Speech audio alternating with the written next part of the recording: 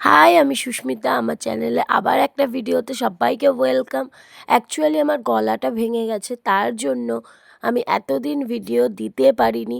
তার জন্য আমার প্রচুর ফলোয়ার রিচ কমে গেছে। তো কিছু করার নেই। এখনও আমার গলা শুনে বুঝতেই পারছেন আপনারা যে আমার গলাটা ভেঙে গেছে।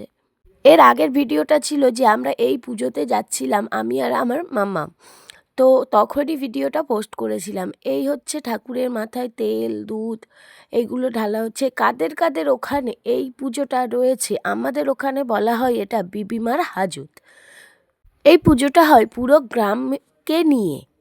প্রথমে সবাই মিলে, গ্রামের সবাই মিলে উপোস করে, একজোট হয়ে গ্রামে গ্রামে বিবিমার হাজত করতে যায়, মানে মাউন চাইতে যায়। যেটা আমাদের ওখানে বলে সেটাই আমি তো আপনাদের সাথে শেয়ার করছি।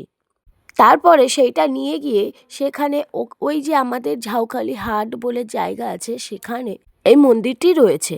তো যে চাল তোলে সেইটা বিক্রি করে যে টাকাটা পায় সেটাতে ফল প্রসাদ ওটা সরকারিভাবে কেনা হয়। আবার নিজ নিজ বাড়ির জন্য সবাই খই মুরগি কিনে নেয়।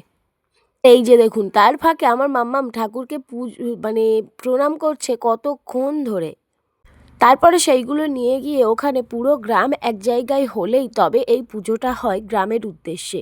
তারপরে পুজো দিয়ে এসে এই যে মন্দিরে অন্ধকারে খাওয়া দাওয়া করে বাড়িতে এলে এই নিয়মটা পালন করতে হয়। শুনে না,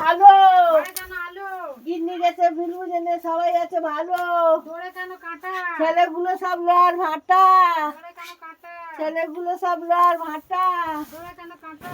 আমার বৌদি যেহেতু উপোস করেছিল, বৌদি বাইরে দাঁড়িয়েছে, মা ভিতর থেকে বলছে। দুজনের এইভাবে বলতে হয়, ঘরে না ঢুকে। ছেলেগুলো সব শীতল, ছেলেগুলো সব শীতল। তারপরে এই যে পুজো দিয়ে এনেছে এই প্রসাদ, যে উপোস করেছে সে আর কোনোদিনই খেতে পারবে না। কোনোদিন মিন্স এই প্রসাদটা যতদিন বাড়িতে থাকবে সে আর খেতে পারবে না।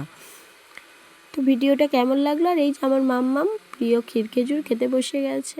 তোমাদের কাদের ওখানে এই পুজো আছে জানিও। টাটা, দেখা হচ্ছে নেক্সট ভিডিও।